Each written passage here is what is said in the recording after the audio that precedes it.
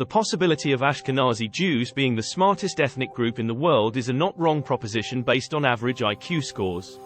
In addition, the high rates of Ashkenazis among Nobel Prize winners, their presentations in professional groups that require high intellectual knowledge and skills in countries where the majority of people were a minority when they were not educated, and their superiority in qualified universities and the intellectual community today are indicators that should be considered. Those who narrow it down to wealth and lobbying probably haven't read enough biographies. Émile Durkheim, one of the fathers of sociology, was born into a disadvantaged family. Rita-Levi Montalcini, who inspired women of science, won the Nobel Prize despite being under the pressure of her family as she was a girl and coincided with the Mussolini period. Milton Friedman's mother and father were ordinary people, but Friedman proved that he was a gifted student even during his school years. These are not exceptional examples and can be reproduced.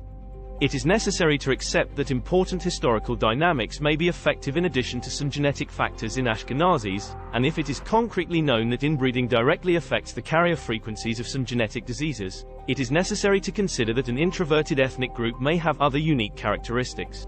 When talking about the intelligence of the Jews, it is essential to distinguish between Sephardic and Ashkenazi, because the average Sephardic IQ in the tests is behind the average Ashkenazi IQ.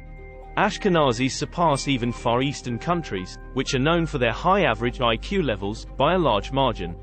As in the analysis of most social phenomena, this can be examined under two main headings. 1. Genetics. Anyone reading up on genetics will find that various genetic diseases are remarkably common among Ashkenazis. An example is Canavan disease. Anyone who wants to see carrier frequencies in different ethnic groups can take a look at the list in the description. As can be seen, the situation in Gaucher's disease is quite remarkable. While it is around 1/150th worldwide, the rate is as high as 1/15th in Ashkenazis. Again, while this ratio is 1/30th in Tay-Sachs disease, it is 1/98th in Niemann-Pick. Bloom syndrome is also more common in Ashkenazi Jews than in other ethnic groups. This has attracted the attention of many researchers. A study in Utah suggested that in carriers of these diseases, CNS modulation early in life may be different and this may increase IQ. Genetic diseases common in Ashkenazis are divided into two main clusters. 1. Sphingolipid disorders, Tay-Sachs, Gaucher, Niemann-Pick are in this cluster. 2. DNA repair disorders, Bloom, Fanconi, BRCA1 mutations are in this cluster. Various, hypothetical, molecular mechanisms have been put forward over these groupings.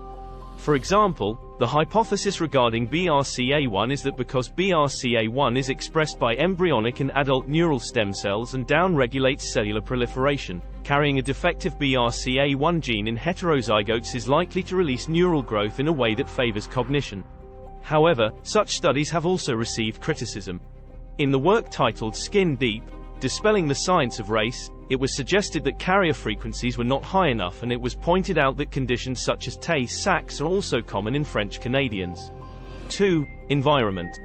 Although it may seem illogical at first glance, the Jewish-Roman Wars can be considered as a cultural turning point for the Jews. After the Jewish-Roman Wars, the balance of power in the Jewish community changed. The fact that the religious leadership in Judaism was no longer monopolized by the Jerusalem priests laid the groundwork for the tradition of the Jews to read the Torah in their own language and to have their sons read it.